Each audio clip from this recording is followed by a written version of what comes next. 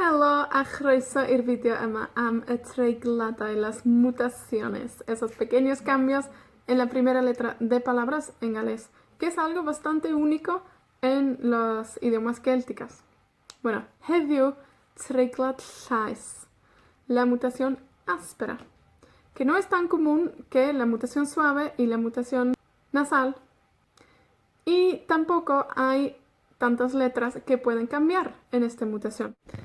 De las 9 letras que pueden cambiar en las mutaciones en galés, solo 3 pueden cambiar con esta mutación, el treiglad llais. Vamos a ver 6 ejemplos donde necesitamos usar esta mutación. Necesitamos la mutación áspera después de A.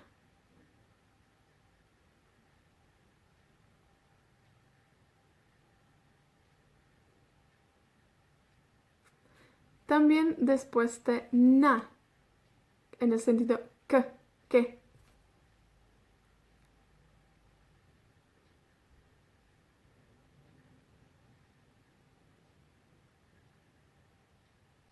También después de a, el conector i en español.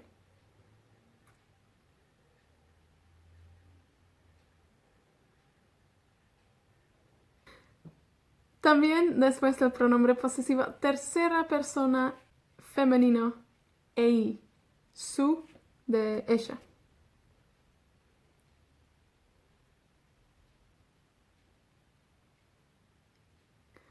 Después de los números tri a chwech.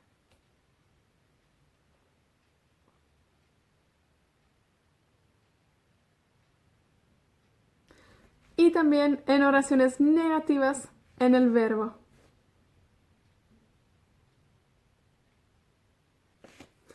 A dyna'r treiglad llais. Diolch am wylio a tan tro nesa.